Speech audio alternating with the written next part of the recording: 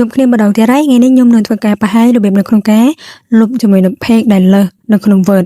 ហើយនេះគឺជាទម្រង់នៃការធ្វើនៅក្នុង Word ដែលខ្ញុំធ្វើនៅសល់ហើយខ្ញុំចង់ធ្វើការលុប page នឹងចោលជាងដើម្បីអាចលុប page នឹងបានគ្រាន់តែយើងធ្វើការ Ctrl F ហើយបន្ទាប់មកយើងនឹងចេញទម្រង់មកបែបនេះយើងឃើញទម្រង់កន្លែង page នេះមានន័យថានៅកន្លែងនេះយើងអាចមើល page ណាដែលយើងចង់ធ្វើការលុបបាន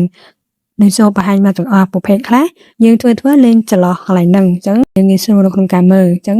ឧទាហរណ៍ថាខ្ញុំត្រូវលុប page មួយនេះចោលដោយសារតែយើងអត់មានព័ត៌មានអីទេជួយចុច Ctrl G ហើយបន្ទាប់មកយើងនឹងចេញទម្រង់មកមានបែបនេះ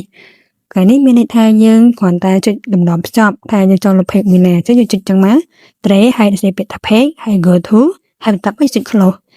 អញ្ចឹងយើងនឹងឃើញថាយើងចេញមកក្រៅបែបនេះអញ្ចឹងដើម្បីអាចលុបកន្លែងនេះបានយើងចុចពីលើមកហើយយើងចុចពាក្យថា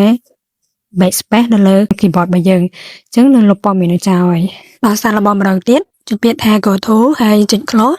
ហើយយើងចុច select page ដែលត្រូវលុបនឹងមកចុច backspace មួយមកអញ្ចឹងមេរៀនតទៅមានការលុបជាមួយនឹងទំព័រដែលយើងទំនេរចោលហ្នឹងគឺយើងបានបញ្ចប់ហើយអញ្ចឹងជួយ subscribe មួយផងណាដើម្បីទទួលបានមេរៀនតទៅមួយ Word ឬក៏សារបន្ថែម